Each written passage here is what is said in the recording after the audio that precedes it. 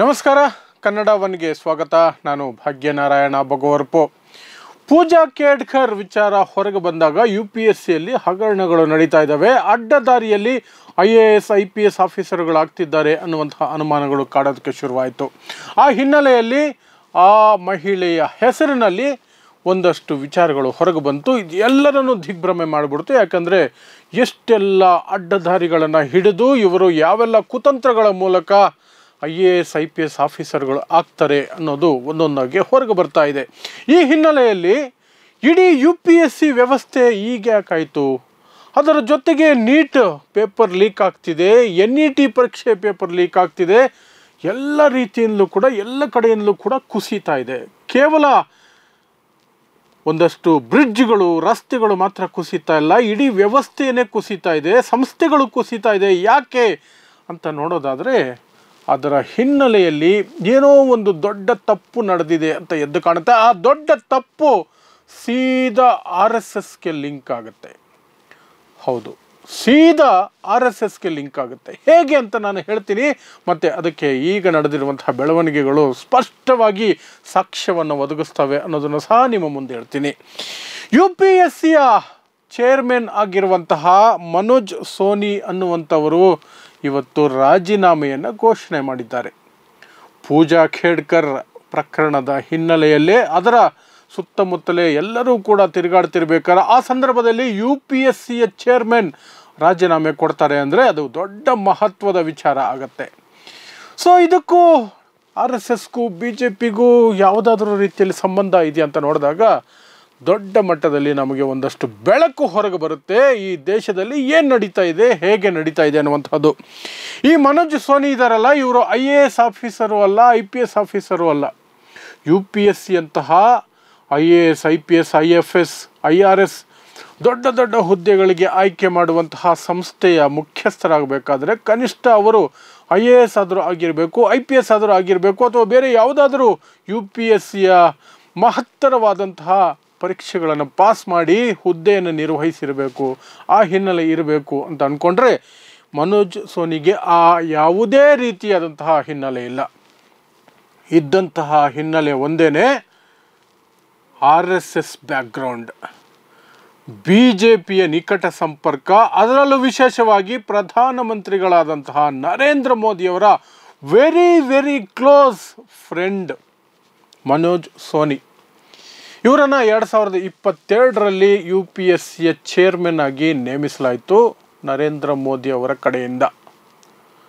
ಇವರು ಈ ಮೊದಲೇ ಎಲ್ಲಿದ್ದರು ಅಂತ ನೋಡಿದ್ರೆ ನಿಮಗೆ ಸ್ಪಷ್ಟವಾಗಿ ಅರ್ಥ ಆಗುತ್ತೆ ಅವರ ಹಿನ್ನೆಲೆ ಏನು ಅಂತ. ಇವರು ಗುಜರಾತ್ನವರೇ, ಅದರಲ್ಲಿ ಯಾವ ಅನುಮಾನವೂ ಬೇಡ. ಎಲ್ಲ ಸಂಸ್ಥೆಗಳು ಆಲ್ಮೋಸ್ಟ್ ಗುಜರಾತಿಗಳಿಂದ ತುಂಬ ಹೋಗ್ತಿದೆ, ಮುಖ್ಯಸ್ಥರೆಲ್ಲ. ಯಾಕಂದರೆ ಮಿಸ್ಟರ್ ಅಮಿತ್ ಶಾ, ಮಿಸ್ಟರ್ ಮೋದಿ ಗುಜರಾತಿಗಳಿಗೇನೆ ಈ ದೇಶವನ್ನು ಮೀಸಲಿಡಬೇಕು ಅನ್ನೋ ರೀತಿಯಲ್ಲಿ ಆಯ್ಕೆಗಳನ್ನು ಮಾಡಿಕೊಳ್ತಾರೆ.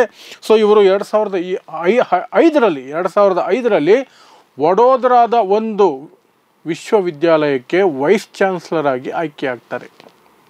ಅದನ್ನು ಮಾಡಿದ್ದಾರು ಸೇಮ್ ಮಿಸ್ಟರ್ ನರೇಂದ್ರ ಮೋದಿ ಅವರೇ. ಅರ್ಹತೆ ಏನು? RSSನ ಹಿನ್ನೆಲೆ ಅಷ್ಟೇ, ಬೇರೆ ಏನೂ ಇಲ್ಲ. ಅಷ್ಟೇ, ನಾವು ಅವರ ಹಿನ್ನೆಲೆಯನ್ನು ಎಷ್ಟು ತಡ್ಕಾಡಿದ್ರೂ ಕೂಡ ಯಾವ ಸಾಧನೆಯನ್ನು ಕಾಣಿಸೋದಿಲ್ಲ. ಮನೋಜ್ ಸೋನಿ ಅವರ ಹಿನ್ನೆಲೆಯಲ್ಲಿ ಕೇವಲ RSS ಸಂಪರ್ಕ ಅಥವಾ RSS ಹಿನ್ನೆಲೆ ಬಿಟ್ಟರೆ ಬೇರೆ ಏನೂ ಸಿಗೋದಿಲ್ಲ. ಆ ಕಾರಣಕ್ಕೇ 2005ರಲ್ಲಿ ಅವರು ವಡೋದರಾದ ಒಂದು ವಿಶ್ವವಿದ್ಯಾಲಯಕ್ಕೆ ವೈಸ್ ಚಾನ್ಸಲರ್ ಆಗ್ತಾರೆ. ಆನಂತರ 2022ರಲ್ಲಿ UPSC ಚೇರ್ಮನ್ ಆಗ್ತಾರೆ. ಸೊ UPSCಯ ಚೇರ್ಮನ್ ಆದರೂ ಈಗ ರಾಜೀನಾಮೆಯನ್ನು ಕೊಟ್ಟರು. ಸೊ ಪೂಜಾ ಖೇಡ್ಕರ್ ವಿಚಾರದಲ್ಲಿ ಏನಾದರೂ ಮುಂದಕ್ಕೆ ಡೆವಲಪ್ಮೆಂಟ್ಸ್ ಆಗಿ UPSCಯು ಸಹ ಈ ಒಂದು ಹಗರಣದಲ್ಲಿ ಭಾಗಿಯಾಗಿದೆ ಅಂತ ಗೊತ್ತಾದರೆ ಅವರದು ಆರಾಮಾಗಿ ತಪ್ಪಿಸ್ಕೊಂಡಂಗೆ ಆಯಿತು. ಯಾವ ಜವಾಬ್ದಾರಿನೂ ಇಲ್ಲ, ಯಾವ ಅಕೌಂಟಬಿಲಿಟಿನೂ ಇಲ್ಲ. RSS ಹಿನ್ನೆಲೆಯಿಂದ ಎಲ್ಲ ಸ್ಥಾನಮಾನ ಸಿಕ್ತು, ಎಲ್ಲಿಯವರೆಗೆ ಅನುಭವಿಸ್ಬೇಕು ಅಲ್ಲಿಯವರೆಗೂ ಅನುಭವಿಸಿದ್ರು. ಈಗ ರಾಜೀನಾಮೆ ಕೊಡ್ತಾ ಹೇಳಿದ್ದಾರೆ, ನಾನು ಧಾರ್ಮಿಕವಾಗಿ ತೊಡಗಿಸ್ಕೊಳ್ಬೇಕು, ಹಾಗಾಗಿ ನಾನು ರಾಜೀನಾಮೆ ಕೊಡ್ತಾ ಇದ್ದೀನಿ. ಸೊ ನೆಕ್ಸ್ಟ್ ಕಾವ್ಯ ಹಾಕ್ಕೊಳ್ತಾರೆ, ಇಲ್ಲಿ ಏನಾದರೂ ಹಗರಣ ನಡೆದಿದ್ರೂ ಕೂಡ ಮುಟ್ಟೋದಕ್ಕೆ ಯಾರಿಗೂ ಸಾಧ್ಯ ಆಗಲ್ಲ, ಸೇಫ್. ಒಂದು ಕಡೆ RSS ಬೆಂಬಲ, ಇನ್ನೊಂದು ಕಡೆ ನರೇಂದ್ರ ಮೋದಿ ಅವರ ಬೆಂಬಲ, ಅದರ ಮೇಲೆ ಕಾವಿ ಬಟ್ಟೆ, ಮುಗೀತಲ್ಲ. ಯಾವುದೇ ರೀತಿಯಾದಂತಹ ಶಿಕ್ಷೆಗೆ ಒಳಪಡೋದು ಬಹಳ ಕಷ್ಟ ಆಗೋಗುತ್ತೆ. Simple, accountability close, responsibility close, safe, enjoy ಮಾಡಿ, ಆ ಸ್ಥಾನವನ್ನು ಚೆನ್ನಾಗಿ ಬಳಸ್ಕೊಳ್ಳಿ, ಆಚೆ ಹೋಗಿ ಕಾವಿ ಧರಿಸ್ಬಿಡಿ, ಮುಗೀತು. ಸೊ ಈಗ ಪೂಜಾ ಖೇಡ್ಕರ್ ವಿಚಾರವಾಗಿ ನಿಮ್ಗೆ ಗೊತ್ತಿರಬಹುದು, ತಂದೆ ತಾಯಿಯ ಹೆಸರುಗಳಿಂದ ಹಿಡಿದು ತನ್ನ ವಿಳಾಸದವರೆಗೂ ಕೂಡ ಸಾಕಷ್ಟು ತಪ್ಪು ಮಾಹಿತಿ ಕೊಟ್ಟಿದ್ದಾರೆ. ಅಂಗವೈಕಲ್ಯ ಇದೆ ಅಂತ, ದೃಷ್ಟಿಯಲ್ಲಿ ಅಂಗವೈಕಲ್ಯ ಇದೆ ಅನ್ನುವಂಥ ಸುಳ್ಳು ಹೇಳಿದ್ದಾರೆ. ಯಾವೆಲ್ಲ ಸುಳ್ಳುಗಳನ್ನು ಹೇಳೋದಕ್ಕೆ ಸಾಧ್ಯ ಇದೆಯೋ, OBC ರಿಸರ್ವೇಷನ್ನಲ್ಲೂ ಸುಳ್ಳು ಹೇಳಿ ತಗೊಂಡಿರೋದು, ಎಲ್ಲ ರೀತಿಯಲ್ಲೂ ಸುಳ್ಳು ಹೇಳಿ ಪೂಜಾ ಖೇಡ್ಕರ್ ಆಯ್ಕೆಯಾಗಿರುವಂಥದ್ದು IASಗೆ. ಅದು ದೊಡ್ಡ ಹಗರಣವಾಗಿ ಈಗ ತನಿಖೆ ನಡೀತಾ ಇದೆ. ಆಕೆಯನ್ನು ಕಿತ್ತು ಬಿಸಾಕ್ತಾರೆ ಅನಿಸುತ್ತೆ, ಯಾಕೆಂದರೆ ಬೇರೆ ಆಪ್ಷನ್ ಇಲ್ಲ. ಹಾಗಾಗಿ ಸೊ ಈಗ ಈ UPSC ಮಾತ್ರ ಅಲ್ಲ, ನೀಟ್ ಪರೀಕ್ಷೆಗಳಲ್ಲಿ ಪೇಪರ್ ಲೀಕ್ ಆಗುವಂಥದ್ದು, ಆ ಕಡೆ NET UGCಯಲ್ಲಿ ಪೇಪರ್ ಲೀಕ್ ಆಗುತ್ತೆ. ದೊಡ್ಡ ದೊಡ್ಡ ಹಗರಣಗಳು ಈ ರೀತಿಯಾದಂತಹ ಆಯ್ಕೆಯಾಗುವಂತಹ ಪ್ರಕ್ರಿಯೆಗಳಲ್ಲೇ ನಡೀತಾ ಇದೆ, ಸಂಸ್ಥೆಗಳಲ್ಲಿ ನಡೀತಾ ಇದೆ. ಅವೆಲ್ಲವೂ ಕೂಡ ಹಾದಿ ತಪ್ಪಿದಂಗಾಗಿದೆ. ಕರ್ನಾಟಕದ ಕೇಂದ್ರೀಯ ವಿಶ್ವವಿದ್ಯಾಲಯದಲ್ಲಿ ಕಲಬುರಗಿಯಲ್ಲಿ RSS ಬೈಠಕ್ ನಡೆಯುತ್ತೆ. ಅದನ್ನು ವಿಡಿಯೋ ಮಾಡಿ ಸತ್ಯವನ್ನು ಹೊರತಂದಂತಹ ವಿದ್ಯಾರ್ಥಿಗಳಿಗೆ ಬೆದರಿಕೆಗಳು ಬರ್ತವೆ. ಎಲ್ಲವೂ ನಡೀತಾ ಇದೆ. ಹಾಗಾದರೆ ವಿಶ್ವವಿದ್ಯಾಲಯಗಳು, ಆಯ್ಕೆ ಸಂಸ್ಥೆಗಳು, UPSC ಅಂಥವು, ನೀಟ್ ಅಂತಹ ಸಂಸ್ಥೆಗಳು, ಒಂದು ಕಡೆ NET UGCಗಳು, ಇವೆಲ್ಲವೂ ಕೂಡ ಯಾಕೆ ಹೀಗಾದವು, ಯಾಕೆ ಕುಸಿತಾ ಇದ್ದಾವೆ?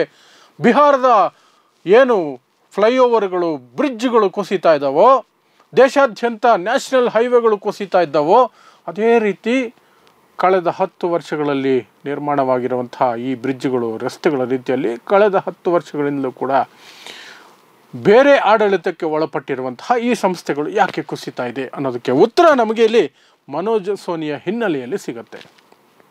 ಸೊ ಪ್ರತಿಯೊಂದರಲ್ಲಿಯೂ ಸಹ RSS BJP ಹಿನ್ನೆಲೆಯ ವ್ಯಕ್ತಿಗಳನ್ನು ಅವರಿಗೆ ಅರ್ಹತೆ ಇಲ್ಲದೇ ಇದ್ದರೂ ಕೂಡ ಕೂರಿಸುವಂತಹದ್ದು. ಪುಣೆಯ ಫಿಲಮ್ ಇನ್ಸ್ಟಿಟ್ಯೂಟ್ನಲ್ಲಿ ಅಧ್ಯಕ್ಷರನ್ನಾಗಿ ಯಾರನ್ನು ಮಾಡಿದ್ರು? ಮಹಾಭಾರತದಲ್ಲಿ ಧರ್ಮರಾಯನ ಪಾತ್ರ ಮಾಡಿದ್ದೇ ಅರ್ಹತೆ. ಆತನನ್ನು ತಗೊಂಡು ಬಂದು ಅಲ್ಲಿ ಅಧ್ಯಕ್ಷನನ್ನು ಮಾಡಿದ್ರು. ವಿದ್ಯಾರ್ಥಿಗಳು 1 ವರ್ಷ ಪ್ರತಿಭಟನೆ ಮಾಡಿದರು. 1 ವರ್ಷ ಅರ್ಹತೆ ಇಲ್ಲದ ವ್ಯಕ್ತಿಯನ್ನು ಕೇವಲ ಆತನ ಧಾರ್ಮಿಕ ವಿಚಾರಗಳಿಗಾಗಿ, BJPಯ ಚಮಚ ಅನ್ನೋ ಕಾರಣಕ್ಕಾಗಿ, RSS ಸಂಪರ್ಕ ಇದೆ ಅನ್ನೋ ಕಾರಣಕ್ಕಾಗಿ ತಂದು ಕೂರಿಸ್ತಾ ಇದ್ದೀರಿ, ನಾವು ವಿದ್ಯಾರ್ಥಿಗಳಾಗಿ ಒಪ್ಪೋದಿಲ್ಲ ಅಂತ 1 ವರ್ಷ ಪ್ರತಿಭಟನೆ ಮಾಡಿದರು. ಆ ರೀತಿಯಾಗಿ UPSC ಆಗಿರ್ಬೋದು, ನೀಟ್ ಆಗಿರಬಹುದು, ನೀಟ್ ನಡೆಸುವಂತಹ NAP ಆಗಿರಬಹುದು, ಅಥವಾ ಈ ರೀತಿಯಾದಂತಹ UGC net exam, NET exam ಆಗಿರ್ಬೋದು, ಎಲ್ಲದರಲ್ಲಿಯೂ ಸಹ ಮುಖ್ಯ ಸ್ಥಾನಗಳಲ್ಲಿ BJP RSS ಹಿನ್ನೆಲೆಯ ವ್ಯಕ್ತಿಗಳನ್ನು ಕೂರಿಸಲಾಗಿದೆ.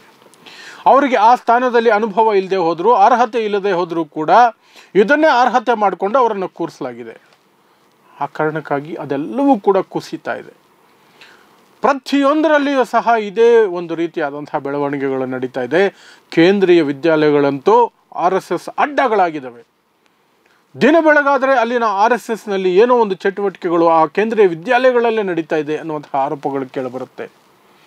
ಈ ಎಲ್ಲವೂ ಕೂಡ ನಡೀತಾ ಇರೋದು ಯಾಕೆಂದರೆ ಆ ವಿದ್ಯಾಲಯದಲ್ಲಿ ಯಾವುದೋ ಒಂದು ಮುಖ್ಯವಾದ ಪೋಸ್ಟ್ನಲ್ಲಿ ಒಬ್ಬ RSS ವ್ಯಕ್ತಿಯನ್ನು, BJP ವ್ಯಕ್ತಿಯನ್ನು ಕೂರಿಸಿರ್ತಾರೆ. ಆತ ತನಗೆ ಬೇಕಾದ ರೀತಿಯಲ್ಲಿ ಅದನ್ನು ಬಳಸ್ಕೊಂಡು ಹೋಗ್ತಿರ್ತಾನೆ.